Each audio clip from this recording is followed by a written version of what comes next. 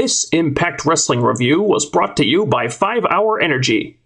Try it, and powerful electrodes will be attached to Robbie E's testicles and shock him until he pisses himself every time he says the word bro.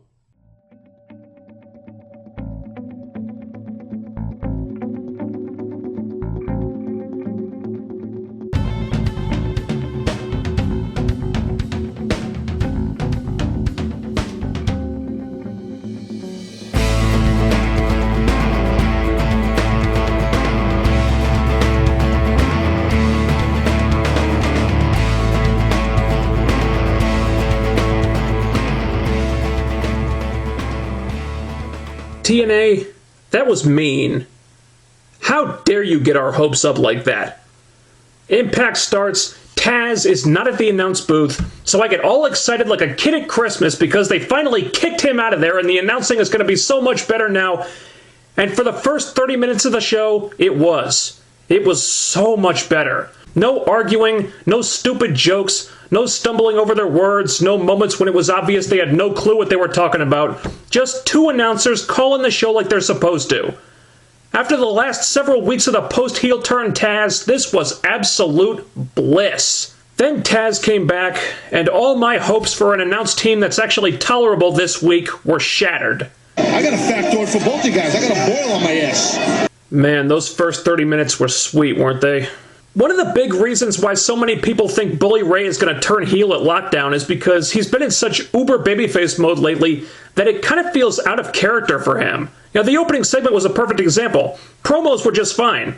Even Jeff Hardy was better than usual. But Bully's being really nice, humble, respectful, very un-Bully-like. And you just start thinking, man, this is fishy. Something's got to be up with this guy. And that, on its own, doesn't necessarily make me want to see them fight at Lockdown, though. And the lack of any friction between them is like a giant neon sign that just says, heel turn, heel turn, heel turn. Now, I did really like how Bad Influence came out and totally called him on the nepotism angle, because someone needed to call attention to that.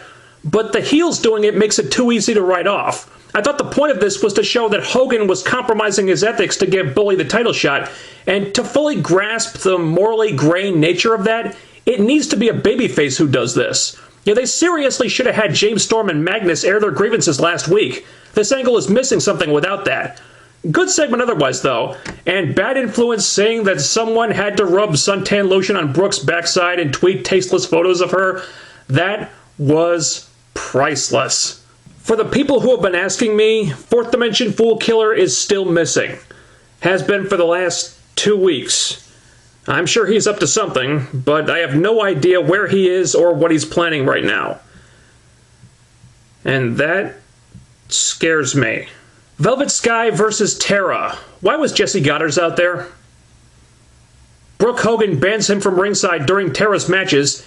He's banned for a couple weeks, and now all of a sudden he's not? What happened there? Why was he suddenly allowed to be out there again? Why even bother when you knew the same old thing was going to happen?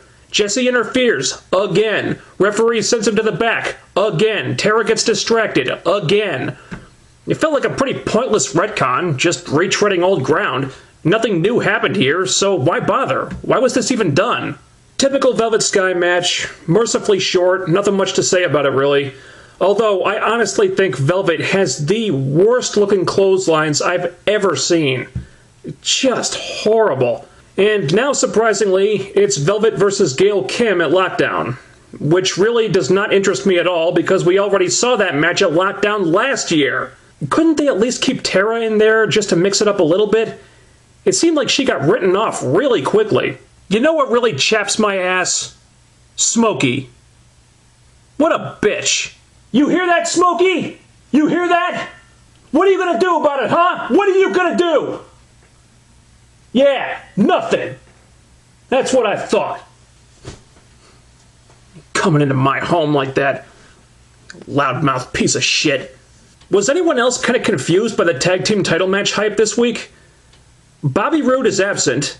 We learn via phone call with Aries of all things that Bad Influence have been added to the Lockdown title match because why the hell not? Aries thankfully beats Hernandez in a match, which was nothing out of the ordinary, but serviceable hype to continue that rivalry. There's Bad Influence in the main event, losing to Bully Ray and Jeff Hardy. And strangely enough, Aries in pre-tapes with Bully and Hardy, trying to play all buddy-buddy with them, but at the same time stirring the pot between them for some reason. Now that part was more intriguing to me than anything else that happened here, but I'm not sure what, if anything, it had to do with the tag team title match at Lockdown. So I was scratching my head on some of this stuff, and it got all three teams on the show, but hype for the actual match seemed unfocused. And Bad Influence in particular, if they're going for the tag titles again, they need to start getting some fucking wins already. Just saying. Knockout gut check. Praise the wrestling gods! It's about damn time! Yes! Yes! Yes! Yes!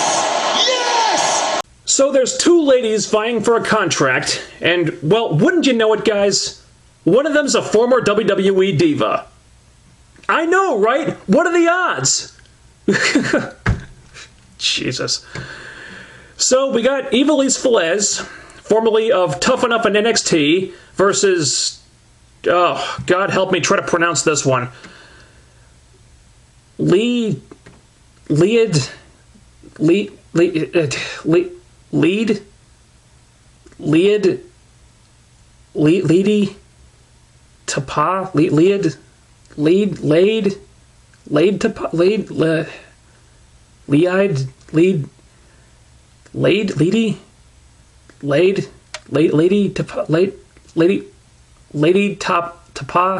lei'd Tapa, Lady Tapa. Pretty good women's match here. A little bit slow at first. There's room for improvement, but we've certainly seen worse knockout matches. Hell, we saw a worse one earlier in the show. And, you know, I think Ivelisse takes this one easily.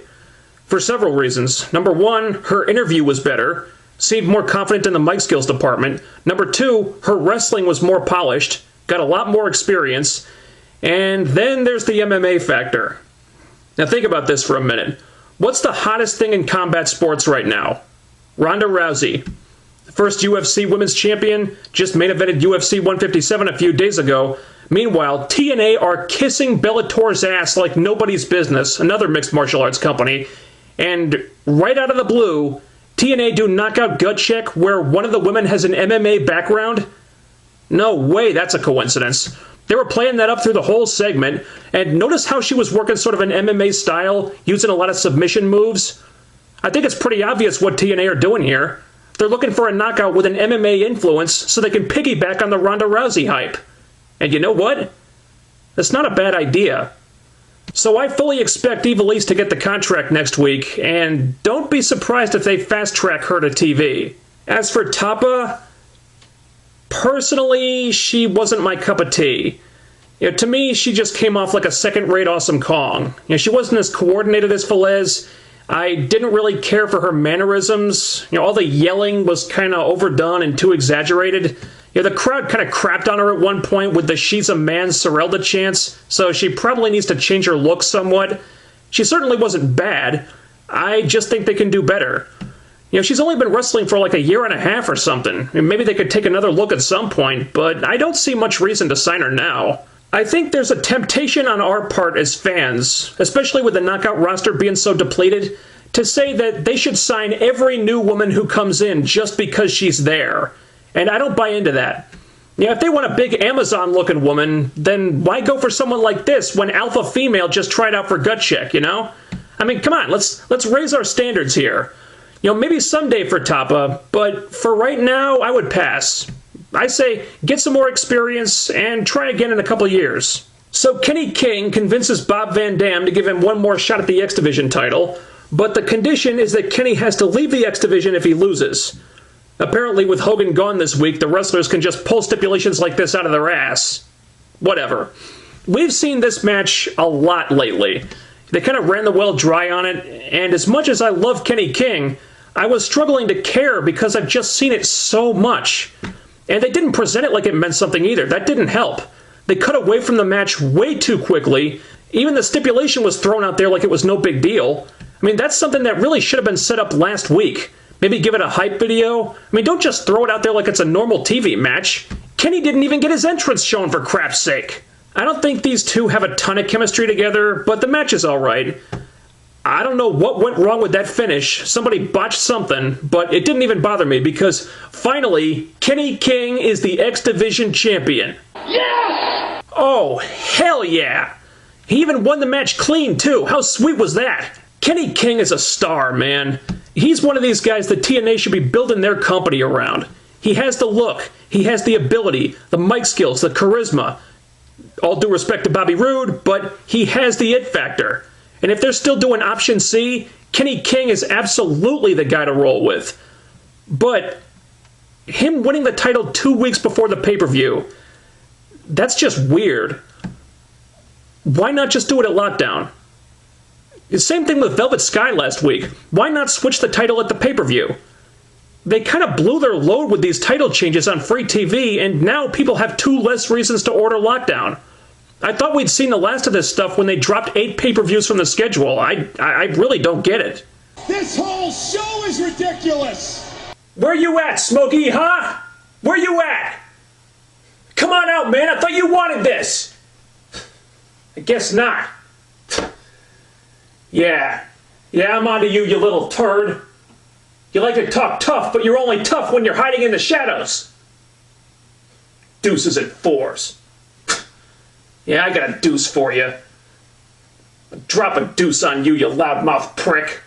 I could have sworn that Sting said he needed 3 teammates for Lethal Lockdown a few weeks ago.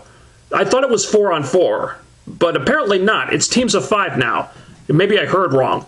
Anyway, Devon is waxing moronic once again about how incredibly dominant the Jobbers and Chumps are, and it's so laughable.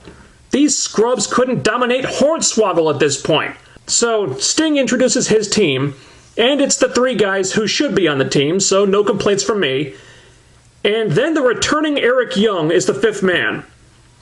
So EY hits the ring, and the Jobbers and Chumps proceed to get their asses kicked by 1/2 of the women's tag team champions. Oh my God. What a bunch of losers. I'm laughing at you.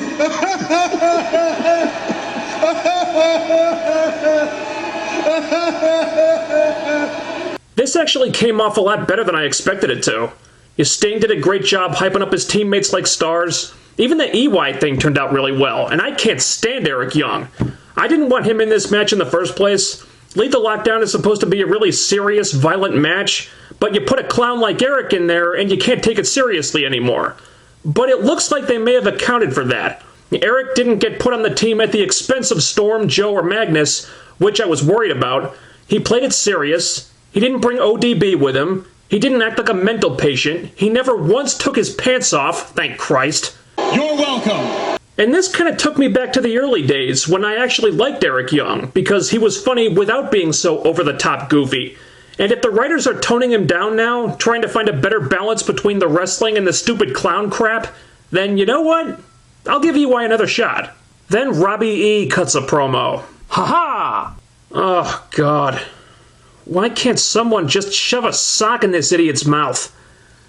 Bro.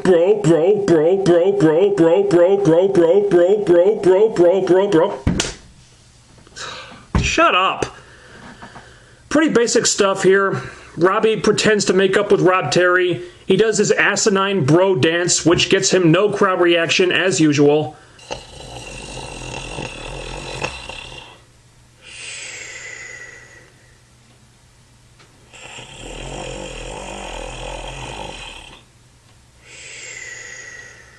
Then Terry does his dance, which gets some crowd reaction.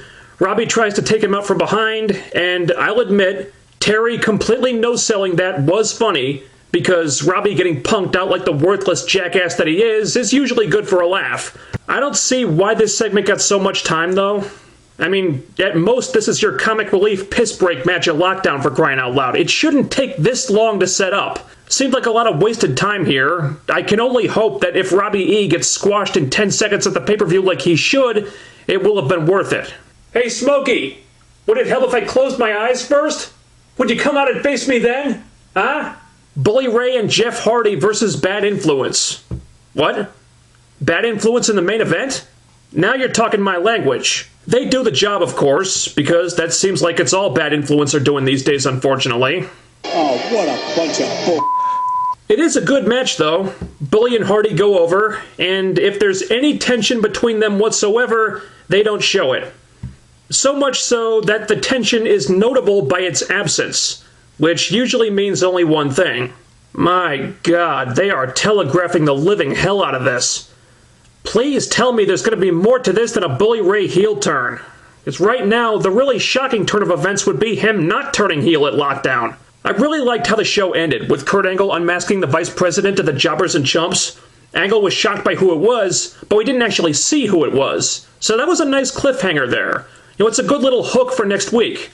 They need to work out more show endings like that in the future. There isn't always a lot of anticipation for the following show, but stuff like this, that helps a lot. So this was nicely done. And I was saving this for last, because this part was so good it had to go last. The AJ Styles video. Holy shit, this was awesome. Character development in wrestling is a big thing for me, so I was thrilled to see this. Thrilled. They've got AJ's wife and his friends talking about how after all the crap he went through last year, he's become a totally different person. He's pushing away all the people closest to him, and then we see AJ, and he looks like a bum off the street. He's all disheveled, like he hasn't showered in a week, and then he runs away from the camera. He wants nothing to do with it. Everything is played very real and honest. It didn't come off scripted at all. This really felt like you were watching a documentary, like a real-life documentary about a wrestler's downward spiral. It felt reminiscent of the Scott Hall documentary, actually. And after this video, I think I'm now more interested in the AJ Styles character than I've been since probably 05-06. We've never seen AJ like this before. It's a complete departure for him. He looks different, he's acting different, and that's going to give them different stories that they can tell with him when he comes back. I thought this was fucking brilliant. And as long as they don't just throw AJ back into another feud with Daniels when he returns, I can't wait to see what happens next with him. Taken on its own, I thought this was a strong show. I liked most of what they did, but with Lockdown just 2 weeks away, you really have to question a lot of the build-up here. I thought the whole point of cutting back to 4 pay-per-views was so you could give each one more build-up and make them feel really big and important, but that almost feels like the opposite of what they're doing. Aside from the Bully Ray heel turn, which we're not supposed to see coming, they haven't given us a single reason to want to see him and Jeff Hardy kill each other in a steel cage. And James Storm and Lethal Lockdown? Sure, he deserves the spot. I'm glad he's in there. But Storm hasn't had anything to do with the Jobbers and Chumps since last summer. And if he was going to be in Lethal Lockdown, why on earth did he spend the UK tour in a mini-feud with Jesse Goddard of all people that went nowhere? Wouldn't that time have been better spent setting up his involvement in this match? It really feels like they just put him on Team Sting because he didn't have anything else to do. And there's plenty more examples like that too. They had all this extra time to build up Lockdown, but it seems like a lot of that time was completely wasted. And if you're not going to take advantage of all the extra time, then why did you get rid of all those pay-per-views? I don't know. We'll see how the go-home show turns out next week, but I gotta be honest, I'm just not that excited for Lockdown right now.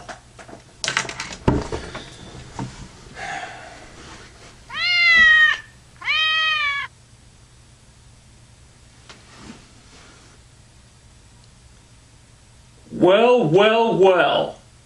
Look who's finally decided to show himself.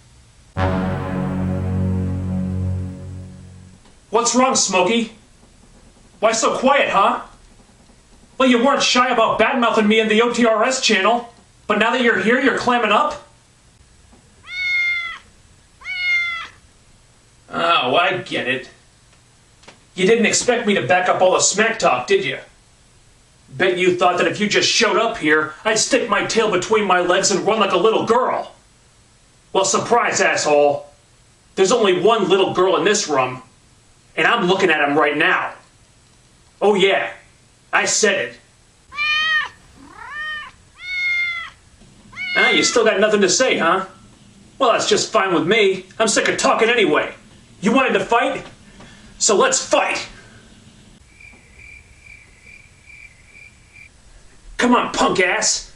Don't keep me waiting. Let's do this thing. whoa, wait a minute. Are you kidding me? You're backing off? You came all this way and now you're backing off. Wow. Well, you really are all talk, aren't you? Wait, what? You're not just backing off, you're leaving? You're really just gonna leave after all the shit you talked about me? Oh man, this is hilarious! Yeah, that's right, Smokey. You go ahead and run. Just run away like the loser you are. But just remember something. If you do this, then from this moment on, everyone in the IWC will know that the deuces and fours are nothing but a bunch of cowardly little bitches whose penises are all much, much smaller than mine. And you're still gonna leave even after I hit you with that one? Typical. Just like the bitch that he is. Bet that dumbass will watch his mouth from now on. Kind of a shame, though. I was in the mood to throw down. Hashtag deuces and fours. What the fuck? What the fuck?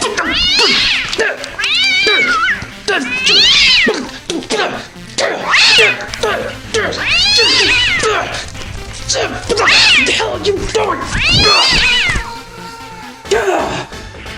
Damn it! What the hell was that?